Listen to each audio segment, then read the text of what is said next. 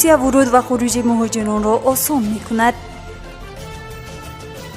صدمه مرگبار در راه دوشنبه خوجند چناق. ثبت رکوردی پشتخوری اویله‌ها در ختلان.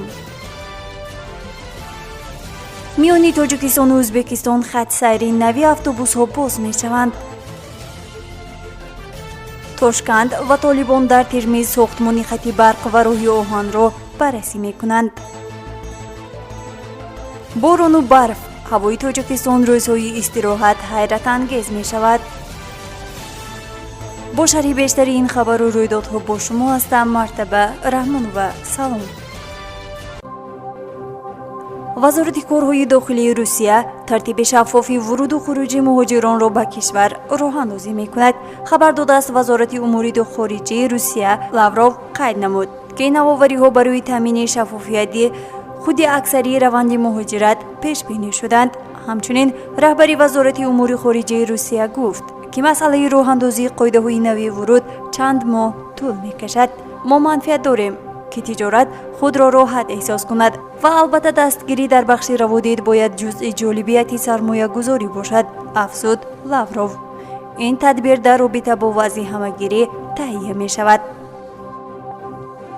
در راه دوشنبه خوجند چناق در پی صدمه نقلیاتی یک جوان جان خود را از دست داد. خبر می‌دهد وزارت کارهای داخلی تاجیکستان. طبق گزارش این نهاد حادثه ناخوش شب 7 اکتبر تخمینا ساعت 1:50 در شهرهای دوشنبه خوجند چناق رخ داده است. گفته می شود که راننده خودروی مرسدس بنز اتیکو کیممی ساکن 29 ساله شهر استرافشان هنگام حرکت در حدود ناحیه شهرستان از عهده اداره واسطه نقلیات نبرآمده است. همین طور راننده پیاده‌گرد ساکن 28 ساله دهه شهرستان را پخش نموده است. در نتیجه پیاده‌گرد محمود آفشه جراحت وزنی جسمانی برداشته در راه به بیمارخانه درگذشته است. آمده است در خبر. منبع افزوده که این حادثه تحقیق می شود. هواشناسان بادو هوایی چند روز آینده را پیشگویی کردند که طبق آن در بسیار مناطق تاجیکستان باران می‌بارد. خبر می‌دهد آژانسی هواشناسی کشور روز 9 اکتبر در دوشنبه بارش پیش بینی نمی‌شود. هوا ابرناک می‌شود. بعضاً وزش باد تا 10-15 متر در یک ثانیه می‌رسد. حرارت شبانه 18 روزانه 18-20 درجه گرم می‌شود. روز یکشنبه در پایتخت باران می‌بارد و حرارت روزانه تا 15 درجه پست می‌شود. در نواحی تابع جمهوری در بعضی جای‌ها باران کوتاه مدت می‌بارد و شبانه ریزش برف در نظر است. در عقبه‌ها مه می‌فراید و وزش باد پیشگویی می‌شوند. در کوه‌ها شبانه 4-9 درجه و روزانه باشد 14-19 درجه گرم می‌شود. در ولایت زغد از روز جمعه سرکرده باران می‌بارد و تا 10 اکتبر ادامه می‌یابد. در وادی‌ها شبانه از 5 تا 10 درجه می‌شود. همزمان شمال تا 15 متر در یک ثانیه می‌وزد و هوا در کوه‌ها تا 5 درجه سردتر شده و اول باران و بعد برف می‌بارد. عقبه‌ها را مه فرا می‌گیرد. در ولایت مختار کوهستانی بدخشان هوا نسبتاً گرمتر باقی می‌ماند. تنها روز 10 اکتبر باریدن باران در نظر است. در دوام روز هوا از 23 تا 14 درجه و شبانه باشد تقریباً تا 4 درجه گرم و 6 درجه سرد پیشگویی می شود. در مرغاب شب یکشنبه برف می بارد. روزانه باران. شبانه حرارت هوا تا 6 درجه و روزانه باشد تا 7-9 درجه سرد می شود. هوای ولایت ختلان تا 3 روز آینده گرم و خشک می شود. هوا شبانه 8 تا 10 و روزانه از 20 تا 22 درجه خواهد شد. اتوبوس‌های ترانزیتی بین ولایت سیردریا و تاجیکستان راه اندازی می‌شوند. خط سیر از وادی فرغانه می‌گذرد.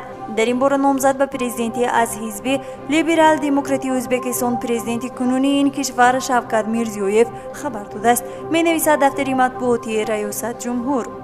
در دایره واخوری پیش از انتخابات با انتخاب کنندگان میرزیویف با ساکنان درباره رشد نقلیات و انفراساختور مهندسی ولایت سیردریا گفت.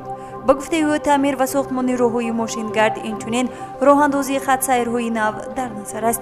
یادآور می‌شویم که عین زمان حرکت اتوبوس‌های بین تاشکند، سمرقند، ترمیز، دوشنبه، خوجند، پنجکент و دیگر شهرهای بزرگ تاجیکستان و ازبکستان بنابر پاندمی قطع شده است.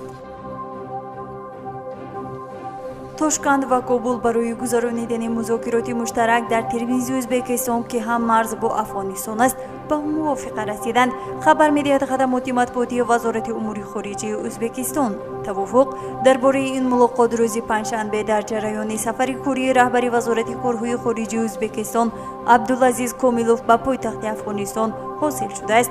کامیلوف در این سفر به رهبریت افغانستان تحت سروری معاون سرداری حکومت موقتی مربوط به مسائل سیاسی مولا عبدالکبیر ملاقات کرد. در این ملاقات همزمان معاون مسائل اقتصادی سروزیر حنفی، وزیران نقلیات و هواپیمایی کشوری، کارهای جمعیتی انرژتیک و ذخیره‌های آبی افغانستان اشتراک داشتند.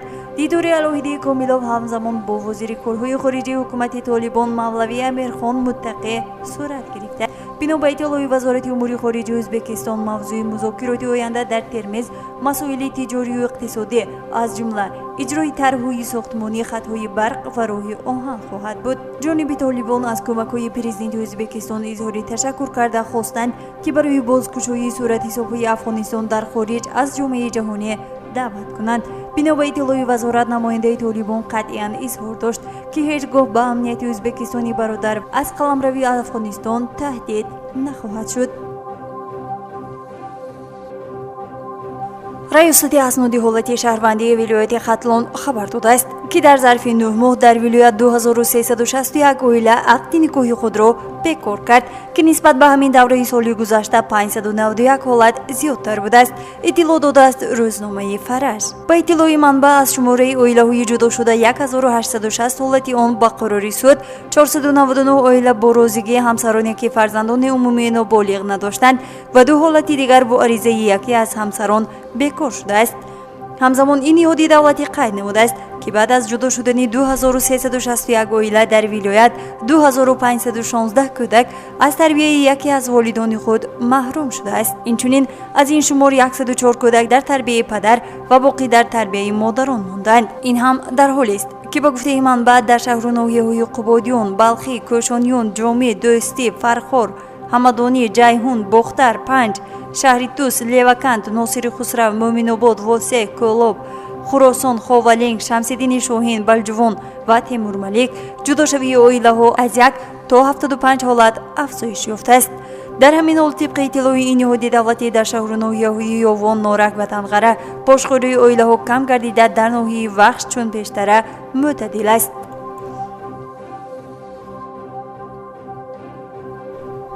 همینجا میرسیم به فرجام برنامه اطلاعاتی خبر. تا برنامه‌های دیگر تنسیت و پیروز باشید. خیر. برنامه اطلاعاتی خبر از رویدادهای تاجیکستان، منطقه و جهان آگاه باش.